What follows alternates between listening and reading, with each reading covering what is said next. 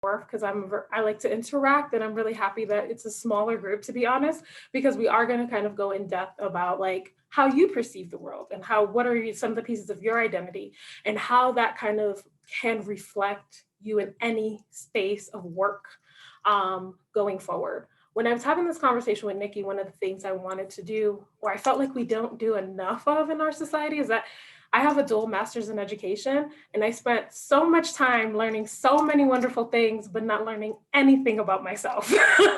No class actually said, I remember the first time my first week at Inside Out, my boss, we were doing a strategic plan, like a goal setting for some of my outreach pieces for some of my grants.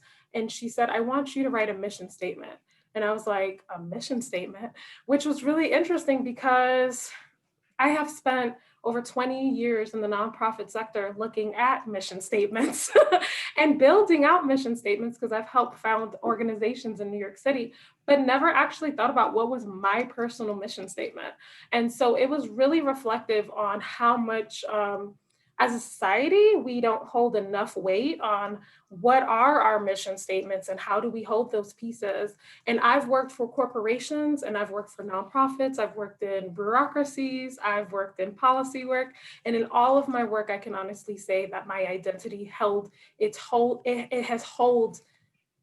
it's held me the most accountable, right? I had a personal mission statement, even if I didn't know that blatantly on paper, but I did, right? I have to get on a Zoom. So I'm gonna share my screen, and we're just gonna kind of have hopefully a conversation. I don't have the capabilities of sharing my screen. So you just need a co-host, so you should. Okay, no worries. Okay, let's see. I apologize. Did that work for you? No, it didn't. I apologize. Maybe I need to make you the host.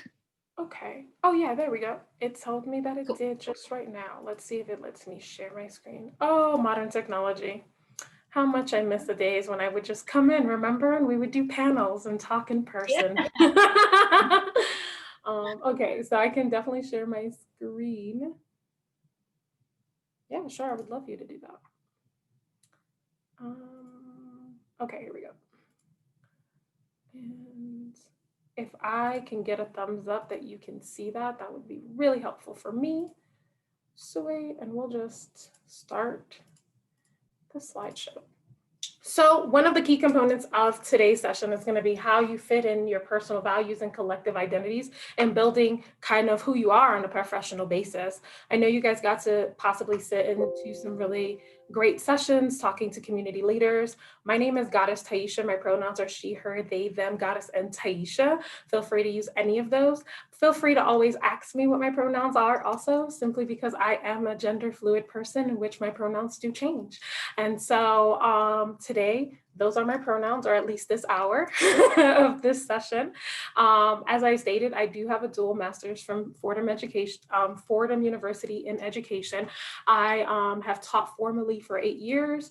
I've taught for the past, I spent 8 years formally teaching. My last position was in District 20, where I taught AP psychology. So you'll see some psychology in this. What is it? US history, civics. And you'll see a lot of history because that's part of who I am. And that kind of holds a lot to my identities and the way I perceive the world. So our learning objectives today, if they shall ever come up, is to learn and evaluate the core principles of collective impact work and how it relates to our own identity and concept of pursuing social and environmental change, to develop an understanding of your values, your story, and the ways you intersect with your role on college campus. One of the things I would like to tell you is that this is like a continuous thing. Who I was, I hope at 15 years old, is not who I am right now.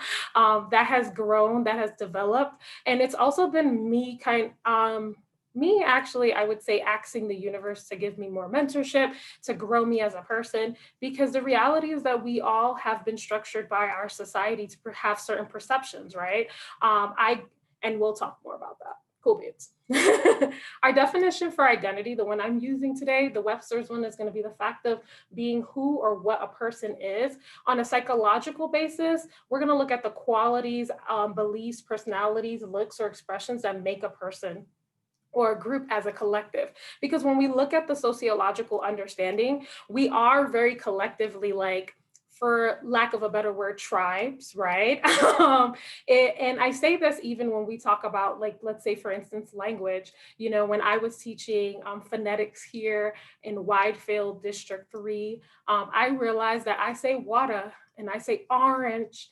And my kindergartens made me really understand that, because they would be like, you sound like a pirate when you say the word orange, right? And the reality is that even in language, right, it tells us the regions that we are a part of in the United States of America, or in society in itself, as being a person that speaks more than one language, right? The way I speak, they speak Spanish in Puerto Rico versus me being a New York Rican. So my Spanish is completely different and foreign to some people versus someone from Argentina or someone from Colombia, right? You're gonna have a different accent, you're gonna have different, and even in those countries, they have different slangs if you go to the north side or the west side, right?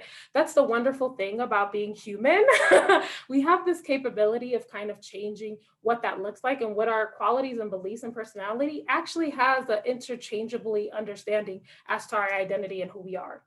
The cognitive psychology, identity refers to the self-reflection and awareness of self. So one of the things I would like us to do today a lot is be self-aware, right? And more of a self-reflection of who you are and how these identities kind of work in society. We can name it that. That works for me. So our first activity today is going to be, who are you? If you could get a sheet of paper, and I would love for you to be as eclectic as possible, right, with what this looks like. What part of your identity do you think people notice about you? What part of your identity are you most comfortable sharing with other people? What part of your identity is the least comfortable sharing with other people? And what part of your identity are you most proud of? So I would like us to start with these 4 questions. And so once you have that, if you can use your wonderful emojis, or if you're on camera, your thumbs, what makes us so primal here. So feel free to use your thumbs or use your emojis, just so that I can get a sense that you've kind of completed what that looks like for you. Okay. And this will not be shared with anyone else. So this is very private. Feel free to write your most authentic thoughts about these pieces.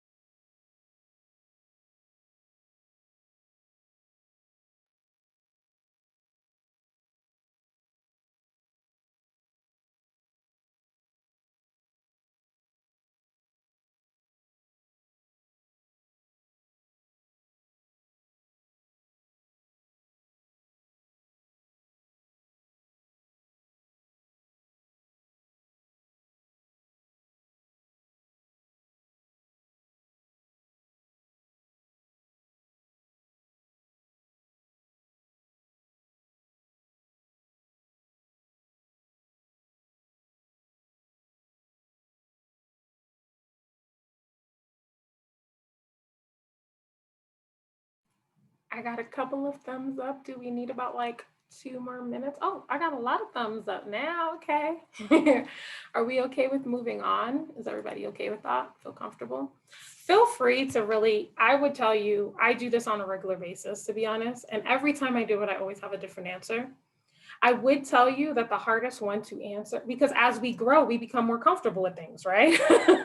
um, I would tell you that the most difficult one the longest one to answer for me is always, what part of your identity are you least comfortable sharing with people? Is always the longest bullet points. I literally, okay, what part of your identity do you feel people notice most? Is my Black skin, particularly in El Paso County, being an educated Black person. What part of your identity are you most comfortable sharing with other people? Being a mother. That's like really easy for me to say, like I'm a parent. That's really easy. Um, what part of your identity least comfortable sharing with other people? The fact that I'm pansexual, the fact that I do believe in polyamory, even though I do not practice it, the fact that my parents have dealt with addictions, the fact that both of my parents have been incarcerated at some point in their lives, the fact that I've been sexually assaulted, which, as much as we don't want to say those are part of people's identities, they kind of are, right? Our experiences actually mold our identity pieces too, right? And the way we kind of perceive the world. So then they become part of our experience, our identity. And what part of your identity are you most proud of? I'm actually really proud of being literate. I know that sounds weird. I love the fact that I can read and write. I can see my life not being capable of doing that. And if we think about it on a historical basis, 200 years ago, being literate was a part of your identity. It kind of actually projected where you were in society also, right? So it's interesting the way we try to place identities now only on a capitalization of ethnicity, of cultural background, of language use, right? But the reality is that our identity can mean a lot of things and they don't have anything to do with the geographical placement of where we're born also, right? So I would definitely tell you to think about those experiences. What has molded you, right? And been a part of your identity. And so our second piece to our getting to know ourselves is I wanted to kind of use the gender unicorn. Has anybody ever seen this? Thumbs up if you've ever seen our wonderful, yeah, okay, I got a couple of thumbs up. Gender unicorn is very interesting. You might have remembered that they used to use, what was it? The gingerbread man. I don't know if you've ever seen that one. That's kind of weird. But I'm so happy we've moved towards the gender unicorn. I can tell you philosophically and theologically, I can tell you the issues that I have with this chart, but I will say that it does grow a bigger lens of what our identity is. And of course, so for a living right now, for those who do not know what I do, I am the amplifier of health advocacy. And part of being the amplifier of health advocacy in El Paso County is actually to educate the public on what it is to be queer and how we can show up and show out as allies to the queer community, particularly young people that are in the queer community. And you might not know that you're a little queer. You might be asexual, which you might not know what that is, but feel free to Google search it if you've never heard of it before.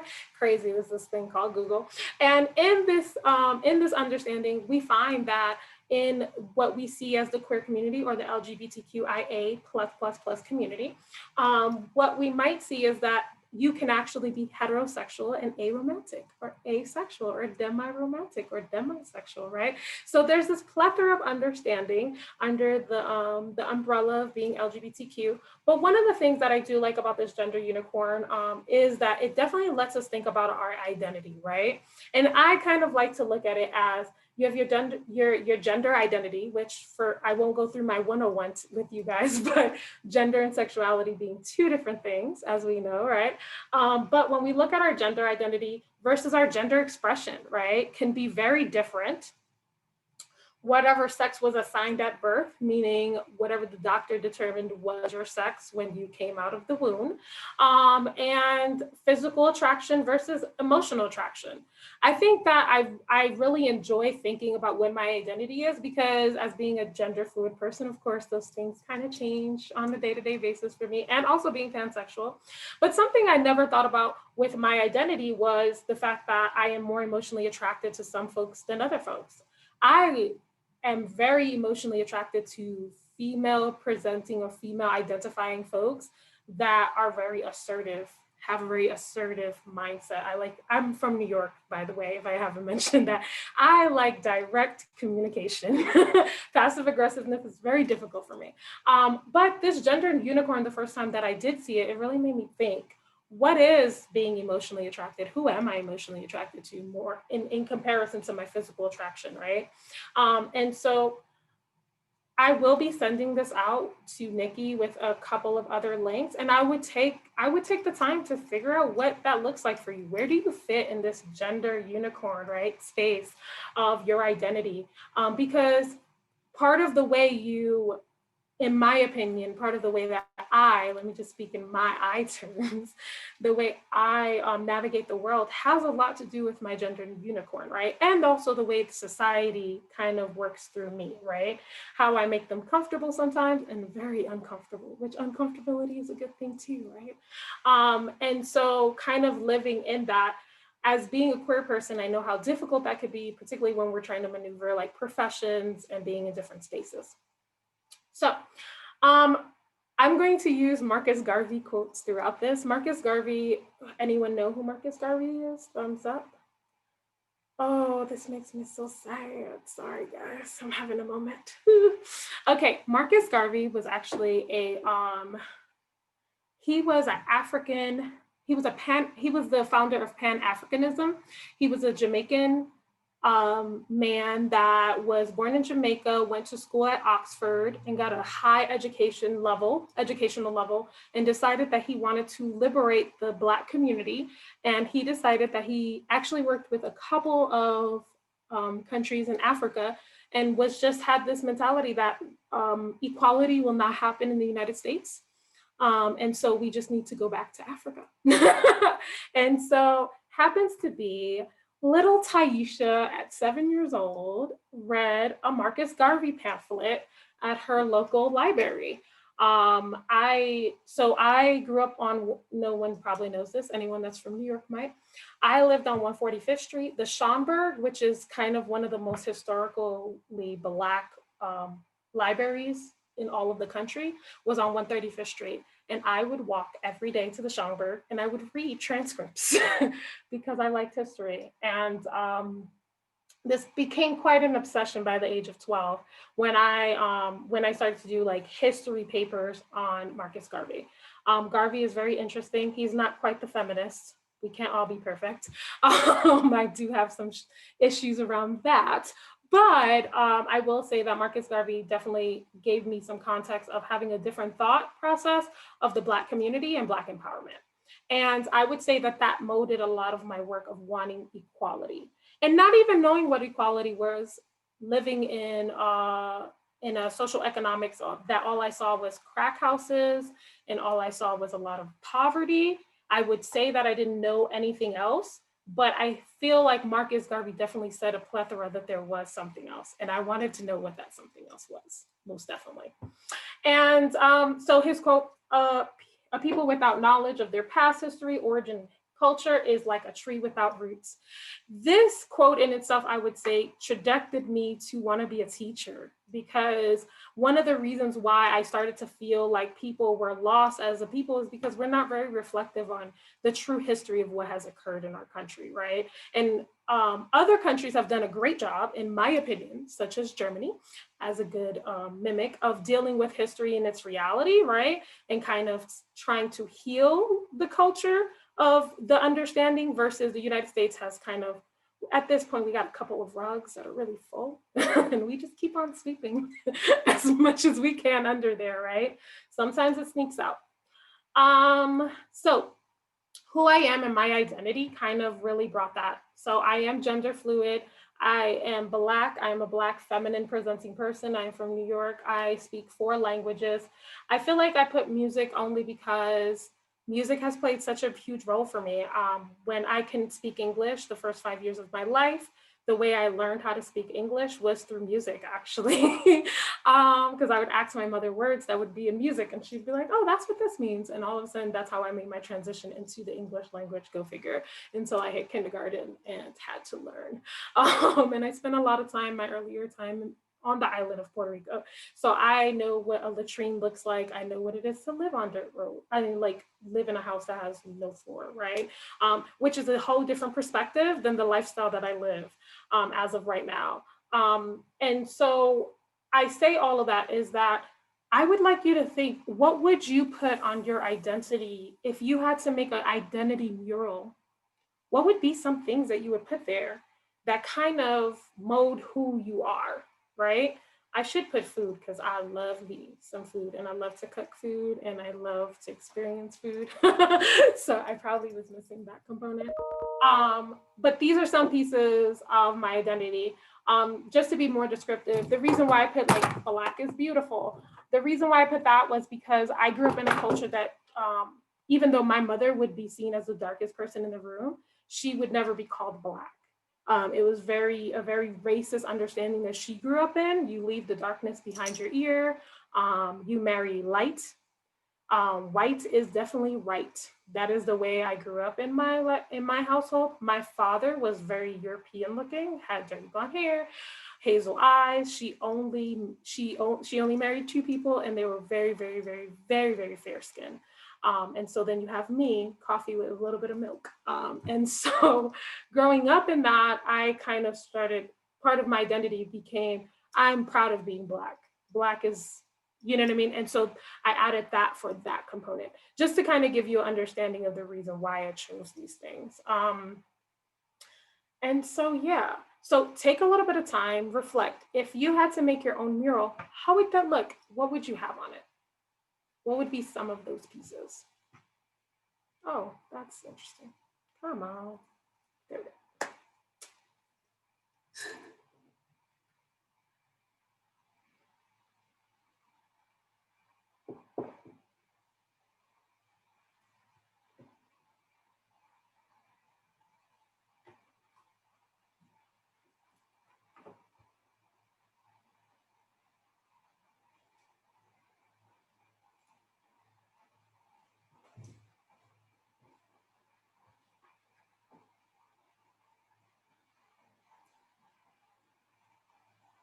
Since we're such a small group, would anybody like to share out anything that they decided to put on their mural?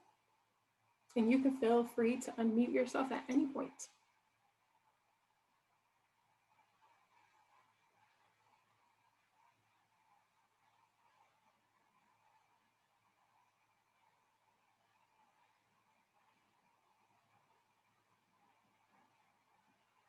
I promise I don't bite.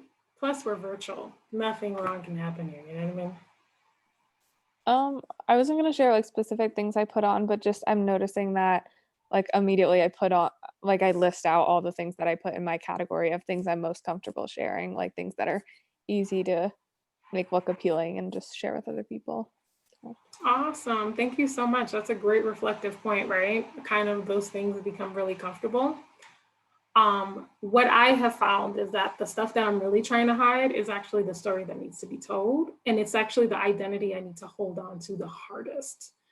Um, Simply because that's the identity that a lot of people are holding and can't put forward, right? So as uncomfortable as it is for me to tell you, oh, every single male in my household has been incarcerated, right? It's a very traumatizing, difficult place for me. The reality is that I've also realized I have a lot of compassion for people that have been incarcerated. I know I have done a lot of research personally on the way the system has failed people, right? And the fact that if you do get a record, you basically, your whole life has changed. And that's the reason why we have such huge turnover, right? So to build a certain compassion, and those are folks that are not seen in our society as humans, right? And they're also don't have a lot of, I would say, advocates in that side, right? Because unfortunately, we live in such a punitive society. And in that sense, it's the stuff that I'm trying to hide that not enough people are actually working through, right? So thank you so much for sharing that. Oh yes, the new Jim Crow. Yeah. We're going to actually talk about a couple of writers that I really want you guys to like look at. So thank you so much for adding that. If you haven't read it, please read it. If you don't have the time to read it, or if you're like me, you're multitasking a lot of things, like reading PDFs while you're watching a documentary. I don't do that. That's crazy. While making dinner, you might want to look at the documentary called 13th on, and also, ooh, the new one that I just watched. You want to watch this one. It's, what is it? It's Social Dilemma or social, right? If you've seen that, you're like, if you're like me, like all about the psychology of humans, you're like, ugh, we're in trouble. And so I need you young people to go towards young people. And what is it? They're going to need a lot of our assistance moving forward. Particularly I can't imagine the way my kindergartner is going to turn up with social cues after COVID. So it's going to be an interesting world we're going into, definitely. I'm going to share my screen again. Is everybody okay with that? Did anybody else want to share anything on your murals? Okay, if you feel also keen to do so, feel free to, okay? And you can actually stop me at any time. I'm a New Yorker, which means that if you interrupt me, that means that you're just interacting with me. It's not like rude at all, actually. Marcus Garvey also taught me, if we as a people realize the greatness of which we came from, we are less likely to disrespect ourselves, and disrespect ourselves in a facet. Not that I can speak from Mr. Garvey, but in the sense of like honoring ourselves, right? We kind of disrespect ourselves when we don't honor our cultures and our identities. And the way I will use this example is really, I was actually having a conversation with Nikki, and I was like, Nikki, you know, I stopped code switching. You know what I mean? Like, I don't code switch for nobody anymore. And what do I mean by that? I mean that I use my hands if I'm in a meeting and I feel like snapping. Yes. I'm going to tell you I'm queer. I'm going to tell you I'm Black. I'm going to use different types of vernacular. I might use metaphors. I might say coño here and there, excuse my language, because that's the way I talk and that's what comes out sometimes. If I hit my stub my toe, I'm not going to say what makes you feel comfortable. I'm going to get out what needs to come out. So part of that is like kind of, I disrespect myself by limiting myself and suppressing myself so that others can feel better, so that you can feel more comfortable. And I would really, really extend that. Get as much education as you want, because up to a certain degree, it gives you this certain freedom. Now that I have my dual masters and I'm looking even to going into getting my PhD, I've realized with more education, I could give less, you know what I mean? A little less of those for other people. And I could just be myself. Because the reality is that I'm a gay person that doesn't have to come out to everyone. I'm letting everybody in. And if you don't want to be in, that's perfectly fine. You can stay over there. I'll let you live in your own bubble. And I will respect and honor your bubble at that, right? Because everyone has the right to their boundaries. But the reality is that I will not suppress or disrespect myself so that you can feel more peace. Because the reality is that our society has this understanding of this is the way we're supposed to be. And we're going to talk a little bit more about that. Emancipate yourself from the mental slavery. No one but yourself can free your mind, our minds. The reality is that exactly what I just started talking about, right?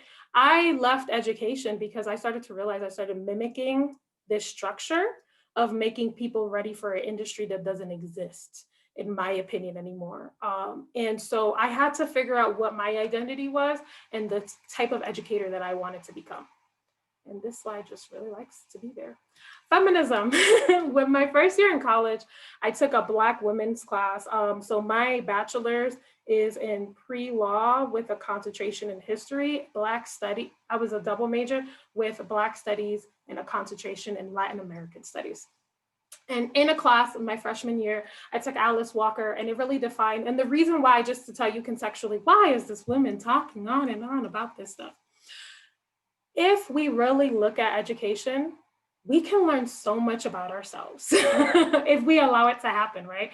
The reality is that education doesn't really allow it to happen because they want us to write papers and there's 1,000 things we have to get done, right?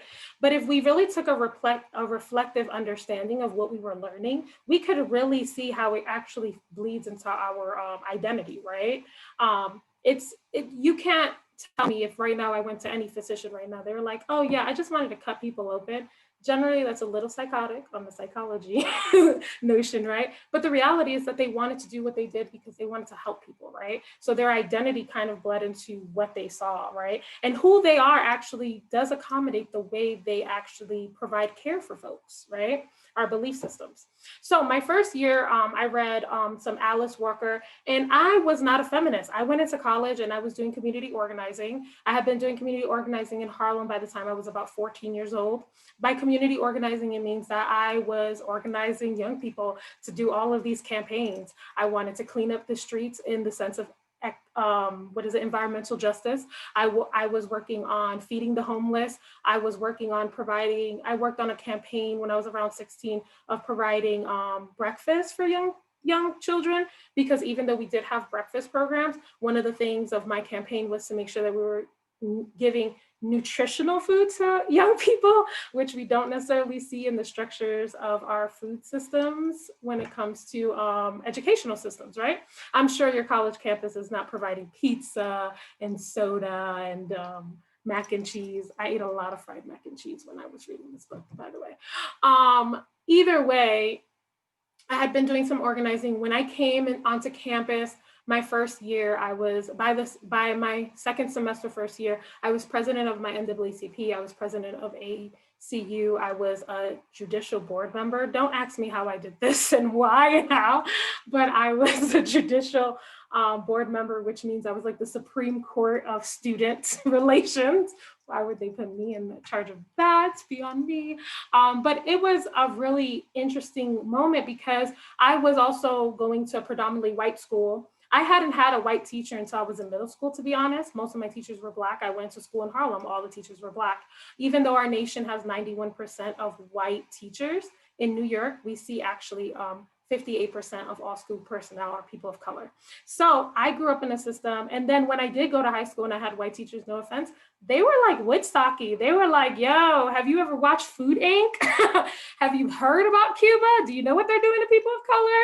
I had really radical teachers and they really molded my understanding. When I went to college, I wasn't a feminist. And that was a problem because I went to a Woodstocky school and they were like, you're not a feminist, you're not cool, you don't care about, no offense, hope this doesn't offend anyone, you don't care about your vagina, you know what I mean? Like all of this. And I was just like, feminism doesn't really fit me. And when I started to read Alice Walker, I started to understand why, right? Even not knowing the historical implication, because the reality is that Black women were not accounted for when feminism started. Black women, as a Black woman, I wasn't able to vote in 1920. So my perception of feminism had to change. And now I'm like, yeah, feminism, yes, but I'm more of a womanist because it is definitely the lavender to my purple of feminist, right? It is the fact that I have a different experience than traditional white women. And that's okay too. We're in this struggle together and I definitely feel the glass ceiling, hello, knocking all the time. But the reality of it, and now I guess also coming into my gender and being gender queer, I've come to understand that also that looks very different, right? I am feminine presenting. I understand my gender to be very different. I do have to still deal with the fact that I live in a society that determines who I am by my sex that was assigned to me, right? So all of those things kind of work in my identity and in the work I do. Anybody ever read Pedagogy of the Oppressed? If you haven't, it's a very small book and very impactful. I've read it about 4 times. But Fury is a educator from Brazil. He actually comes from a very elite family, and he starts to work with impoverished young people. And he starts to notice some things about what poverty causes in education. See those, like, I know you guys don't see it going to CC, right? How economics plays such a huge role to the entitlement of education in every society, unfortunately. And I really like this quote. This person is not afraid to meet the people nor to enter the dialogue with them. This person does not consider himself or herself the predatory of history of all people or the liberator of the oppressed, but he or she does commit himself or herself or themselves within history to fight at their side. I really I had to read this for my master's. I had to read this actually, like, I think it was my third year in college.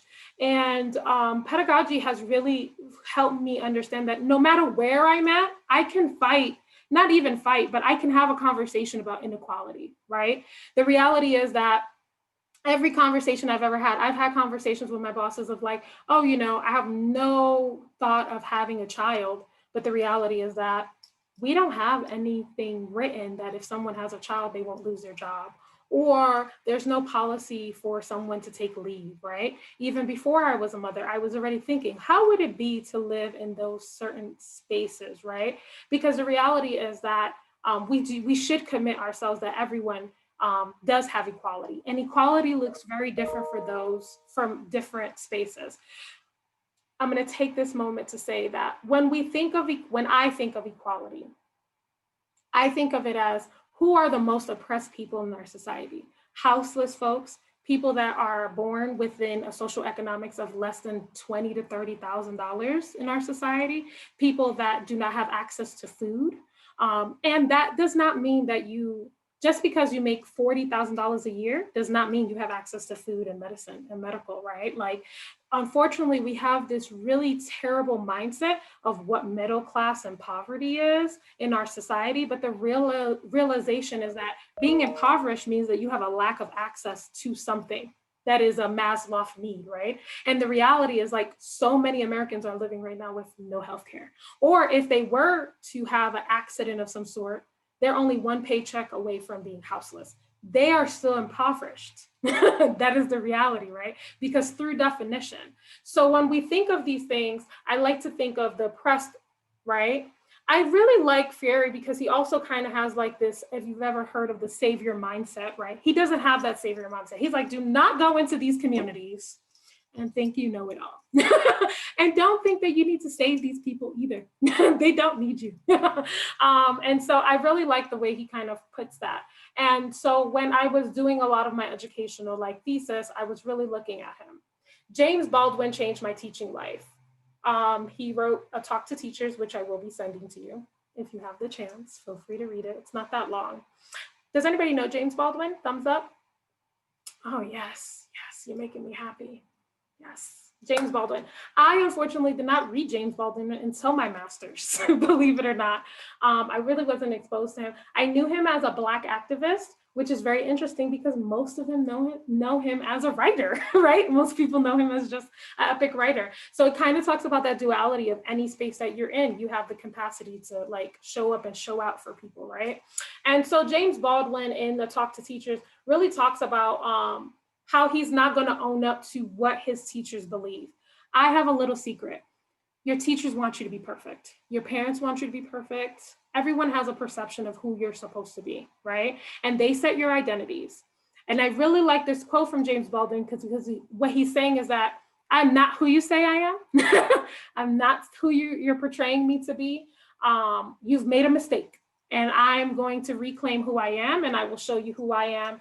And kind of making his own identity. In this letter of teachers, he talks about his oppression as being a Black male in society and how education has not shown up for him. So I think it's really impactful to think about the way, and the reason why I use education, because I'm an educator, right? And I know how much that moves folks. The reality is that, has anybody ever heard of the Black and Brown, experiment done by Jane Fullers? Anybody? No, kind of?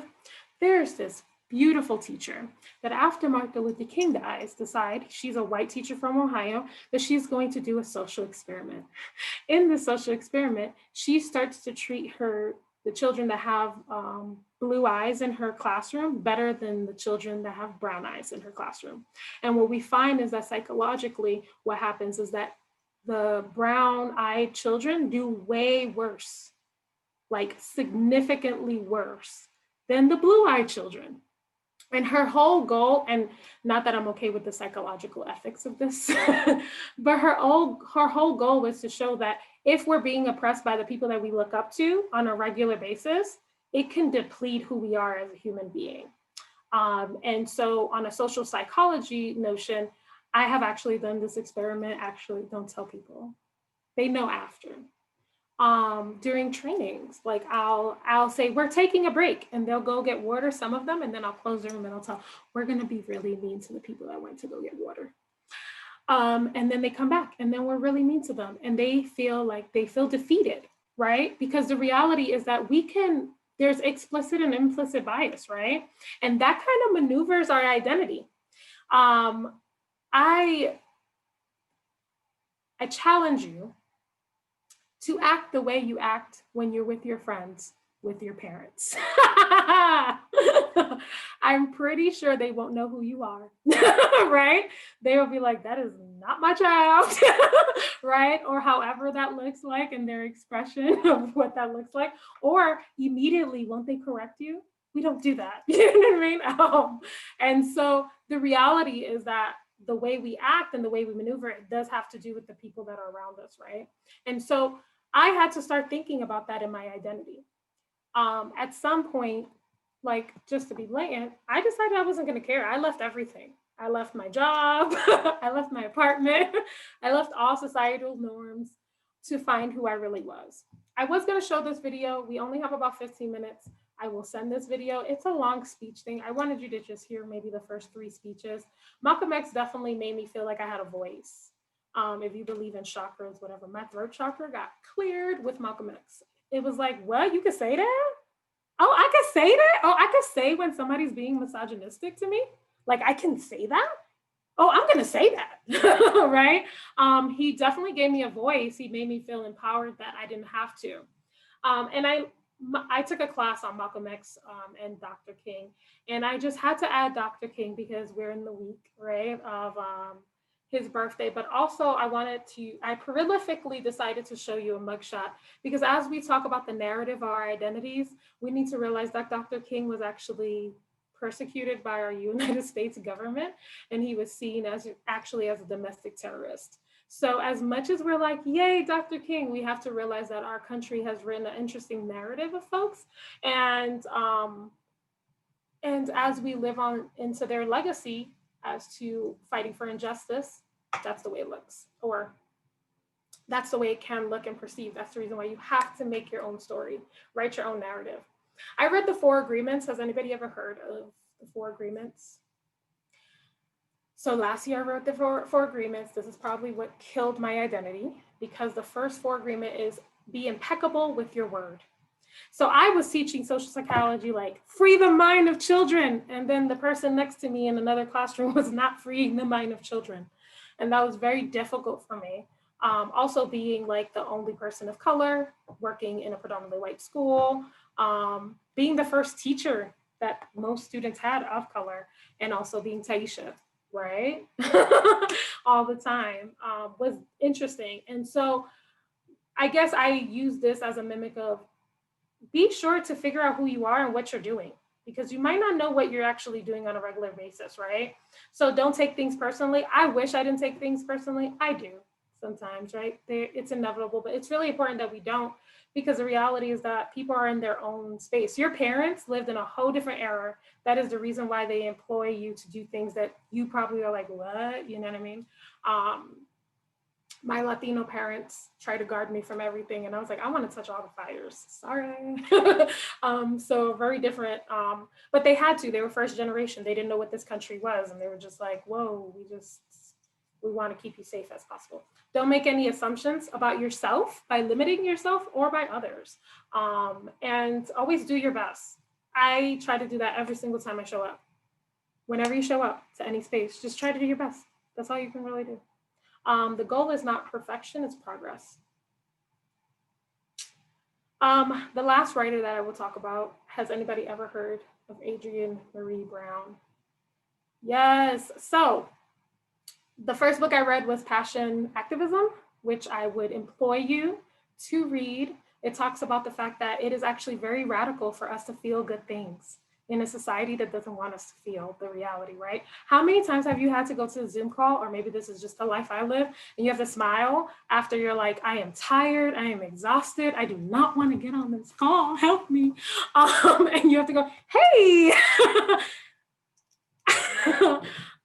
It talks about the fact that being your authentic self is a pleasure point and it's important, right?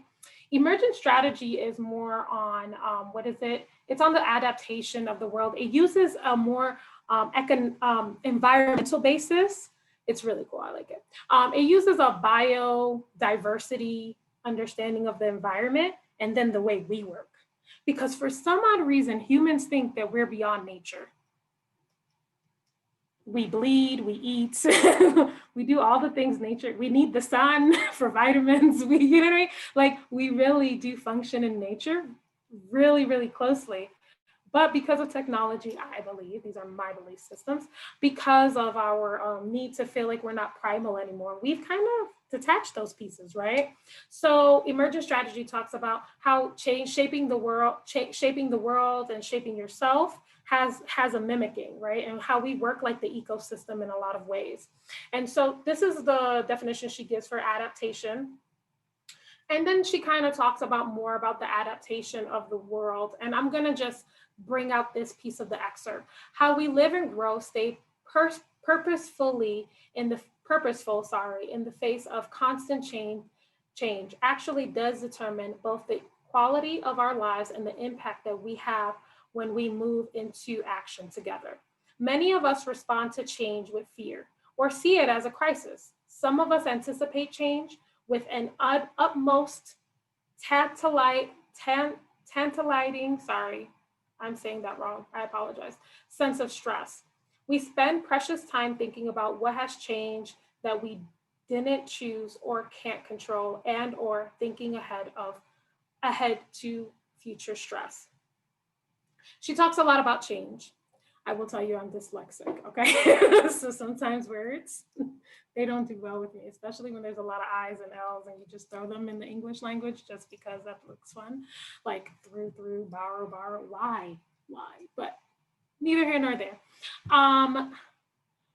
So she talks a lot about change and how change is inevitable, right? You will hopefully change. The person you'll be now is not the person you'll be in 10 years.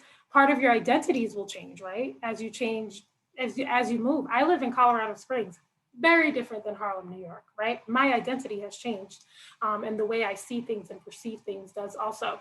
But one of the things that I really like that she talks about is that not only is change constant, but it's ever fluid, but it really makes you reflect on how you are dealing with change. How do you deal with the change of your identity? When you decided to go to CC, which was, I would assume, a change of, for anyone going to college, it's a change of scenery and environment, right? How has that changed your identity? How do you see the world differently? Do you see the world differently? Because I believe college is a microcosm of the whole world, in my opinion. And if you can figure out college really well and kind of the way, the formula to college, then I think that you can maneuver the world pretty well. I think it's a misnomer that people say, oh, you go to college and you don't know nothing about the world. Not factual at all. It definitely mimics the world. So the last thing I would ask you is for you to take a little bit of time. We have about 8 minutes. I'm going to put 3 minute timer if that's okay with everyone. And I would really like us to think of who you are and, oh, wow, that's a typo. How can you be your most authentic self? If you have, how could you walk into your most authentic version of yourself and your identities?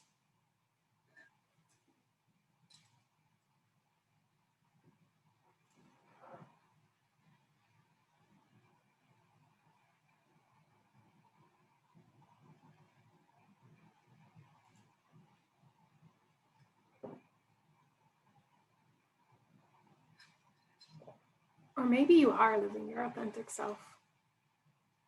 Keep on doing it.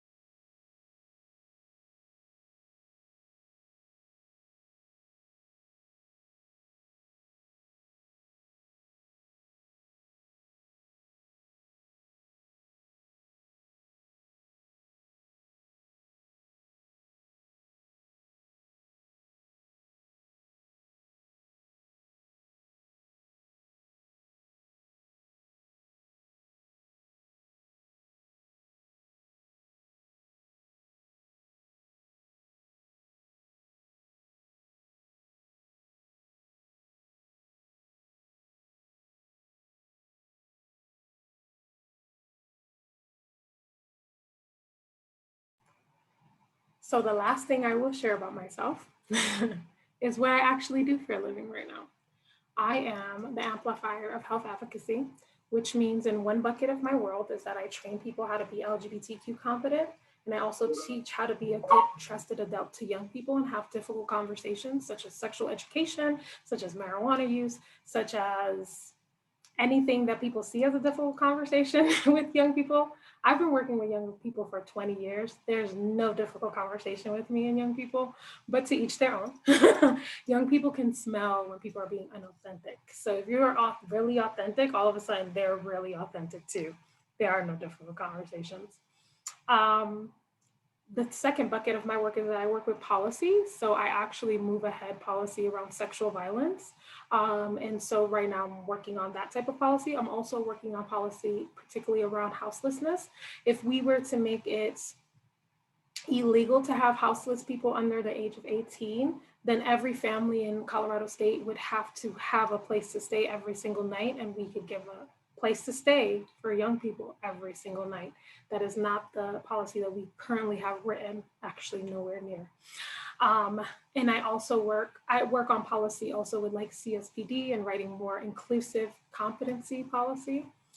The third bucket of my work is that I'm actually a community organizer, whatever that means, an activist. I am on the board of the Empowerment Solidarity Network, as well as the Pikes Peak Coalition for Peace and Justice. I am still on the board of the NAACP here in the local chapter. Yesterday, I fed over 40 people by making pots of beans and rice. It is the work that I do on my own time and also in my organization. And the third piece of my work is actually I do hot spotting, which is a national program that we go and we talk to youth. And because you know where your most safest 7-Eleven is and which one you don't feel so spicy at, right? Actually, we are instinctually, environmentally, we are professionals of knowing where we feel safe and where we don't feel safe. And so my goal in that work is to make us and create as many safe spaces as possible. So we do hotspotting in different organizations and on a district level with young people. We also hold a coalition, and we also move along policy for gender neutral bathrooms and restrooms and comprehensive sexual education. And all of those those are all the things I do for a living as of right now. And so in all of those things, I hold all of my identities, right? I'm also a special needs person as much as a special needs mom. My 11-year-old is autistic, so I'm a part of the Autistic Association also, where we help parents connect with resources in the local El Paso community. All of those identities have held who I am. I'm also a local poet, I do panels, I do keynote speakings about my identities, particularly around being Afro-Latina in a society that doesn't believe I exist. And so all of my identities have held all of my professional work, actually. And I'm gonna tell you, there's no map. I can give you, you do this, and then you do that, and then you do this. It doesn't quite work that way. Everybody's journey works very, very differently. What I would tell you is that you have a particular story with your identity, and I implore you to hold power in that story, because the reality is that there's so many people that don't have the privilege to actually tell their story, and they won't be heard, right? And so it is our obligation, in my opinion, as a United States citizen, to actually hold these truths and uphold them in a way that we are showing equity towards all folks that live in our society, the ones that can show up for themselves and the ones that can't. So that's actually today's session. I have one more quote I want to share, and guess who it's from? Marcus Garvey, of course. I trust that you will live a life today as you to realize that you are the masters of your own destiny, masters of your own fate. If there is anything you want in this world, is it for you to strike out with confidence and faith in yourself and reach for it? Marcus Garvey. So, any questions? Oh, no worries. Yeah, I have to go soon too. I have a 3-hour training after this at 4:15. But I will take any questions if anybody has any. It was a pretty chill group. I like it. That is not the group that I'm about to have in 15 minutes. I will take it, but I'm gonna put my information in the chat. If you, I'm a processor sometimes, a lot of times. And so if you by any chance have a question, need some resources in the community, feel free to shoot me an email, and I will get back to you in at least 48 hours. I am mentoring some students at UCCS on being like community organizers or kind of like finding their identity. And I love working with college students. So if you have any questions and if there's anything that I can help you with, feel free to reach out at any point. I have a quick question. Yeah. And I guess this is kind of for Sophia as well. But in terms of like if we wanted to get, and I know you just put your information out there, but I guess to ask a more broader question, if we wanted to get connected with you about maybe doing outreach in our community, do you have connections for that? And like, is that something you'd be open to?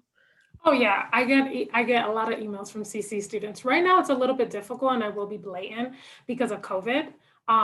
So it's like really hard to navigate what outreach looks like in agencies. But I am a part of a lot. I know basically every single ED that is right now. I don't want to be an ED, that's not my job, but I do know a lot of EDs, and I would be able to contact you. The only hardship that we are finding with those spaces are COVID right now. So feel free, I can send you a list of people. Nonprofits, we are always looking for some extra help because we're always trying to fill so many gaps. So great question. Thank you. No worries.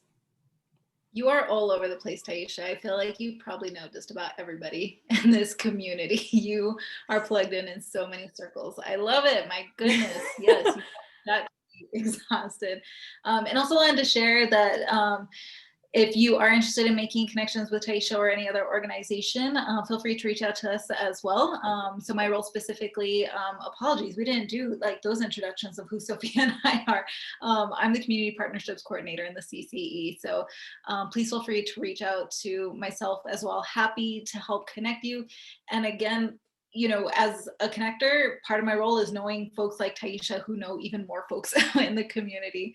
So happy to help make any of those connections for y'all. And yeah, just exploring what you're interested and passionate about and making connection to what's actually happening here locally. Also would like to give the best we can a thunderous applause to Tyescha for joining us today. So deeply, deeply grateful for your time amidst all the other things that you are doing, for you to share of yourself in this space with our students and also with Sophia and I took down so many notes, and like I have so many journaling prompts that I'm gonna get started on this evening because yeah, you brought up a lot of things that I've not reflected on or questioned about myself in a very long time. So thank you so much for that time, for your time this afternoon. Tyescha, you're amazing. No, thank you for having, wherever I can make it happen in my schedule, it will happen. But I'm really happy that you guys are having this conversation. I wish somebody would have this conversation with me like 10 years ago. But it still happened to happen this way. I would definitely use Nikki as a resource, to be honest. Sometimes I call Nikki as a resource. And I'm just really excited for us to continue to collaborate with CC. So thank you so much for having Inside Out and for asking me to do this. Have a great day, everyone. Thank you, Tyescha. Actually, before you head out, actually, I thought of one more kind of small question. So like for like all kind of the buckets you're in, I mean, kind of one of the common things that you're pretty much always in some sort of like leadership or educational position. And I guess kind of the one thing I'm curious about is just kind of the idea of like imposter syndrome, and like if that's something you've experienced and like how you overcome that. That's a great question, actually. I think my imposter syndrome is more internally of my like perfectionism. I had to realize that after going through so much education, we are told that we're supposed to get this grade. It's supposed to be an A at all times, at least for me, and part of my imposter syndrome, and I guess more even, I have had to delve into the fact that of like that duality of who I was academically versus who I am in my community, and the way I talk in my community, the way I talk to my Latinos, the way I talk to my Black folks, the way I talk, you know what I mean? And versus the person that I am in certain spaces. And it took a lot for me to understand that all of those pieces are me. Like, I like to read, I like to learn, right? I like to understand language. I love history, you know what I mean? But, and then on the other side, I do like to say, you know what I mean? And I like to use my hands, and I like to, you know, like all of those pieces are a part of me. I think I had a lot of imposter syndrome for a long time, and it was causing me to be very depressed because I couldn't live up to this imposter, right? And so I had to find that duality of the fact that all of those pieces are a part of me, and society expects me to be this certain way. I think in certain spaces it's difficult, like when I work with like the Native American groups, right, locally. I am Puerto Rican, so therefore I do have like Taino blood, which is like, if any, right? And so I'll be like, this is not my community, but I'm always there for them when they need me to show up and show out. And they'll be like, no, you're a sister from another mister, you know? But the reality is that I do have to call myself into spaces that I'm not a part of, right? And it's okay for me not to be a part of those spaces, but still show up for those folks, particularly because I do have a lot of privilege not being part of that group, if that makes sense. So I think it's been a lot of understanding of like the privilege that I have and utilizing my privilege to move ahead other people's like agenda. So for instance, I wasn't a teen mother. I don't know what that experience is, but I do have the privilege to understand how difficult that would be socially, economically, enough for me to speak on it, but then also know when I'm supposed to like stand in the back. And I think part of it, and I guess is the last thing I will say, part of being a leader is actually not standing in the front. And Nikki knows this. That's why I'm like, oh yeah, I can connect you with 100 people. This work can be very isolating sometimes, particularly in El Paso County. But part of it is also realizing that I don't have to speak to make change happen. I don't have to do anything. A lot of my goals are actually to organize people to be able to speak, right? So as much as I'm seen as a leader, and I hate using that word, I just started using activist because that's what everybody puts under my title at this point. But the reality is that my goal is to give other people the opportunity to talk, to push their needle, to, you know what I mean? And to give their narrative and experience. Because the reality is that I have the opportunity, I have the privilege. Whenever I have to say something, I say it. People are gonna know. And so my goal as, I guess, a leader is to have other people speak. So when I coordinate things, I don't say anything. And a lot of things are coordinated here in Colorado Springs, and no one knows that I was a part of it. And I like it that way, actually, because part of being a leader is actually not being the person that's actually talking a lot of times. So thank you. That was a great question. I just realized that a lot of imposter syndrome, maybe like 2 or 3 years ago, that was really hard for me because nobody wants to be an imposter. So thank you. Feel free to, sorry, go ahead. Yeah, sorry, I was just gonna say that's a great question. It's something that like I'm constantly reflecting on. So I greatly appreciate hearing your perspective on that, Tyescha. Thank you. Yeah, and I think it's something to think about when you're going into professional spaces, because the culture of an organization will make you have to have imposter syndrome sometimes because you have to act in a certain manner. Like I said, for me, my education is my go-to of I can do whatever I want to do now. Or also having the power to say, and this is not going to sound very good, our society doesn't like to hear this, but I don't care if you fire me. I'll find another job. Like people do not determine who I am. And I stopped allowing people to make that determination for me. And that kind of cleared away a lot of my imposter syndrome of like, I'm going to show up the way I'm going to show up. You actually hired me sometimes because you want diversity inclusion. Now you have to deal with diversity inclusion and what that looks like, which means you have to bring your policies up to par. You need to learn how to support a Black woman that got a big voice. You need to learn all of those things. And that's a you problem, not so much of a me problem. And I'm marketable as AF. So if you don't want me here, that's fine. When I start feeling uncomfortable, I'll probably leave myself. But I'm not going to make decisions because I'm worried about a paycheck, because the reality is that, I guess on a more spiritual level, the universe got me. So you have to own up to your own power, so. Love that. That's such a wonderful note to end on. Thank you, Tyescha. I know you got to run to Yeah. other D11. Yes. Good luck. Yes. Thanks so much.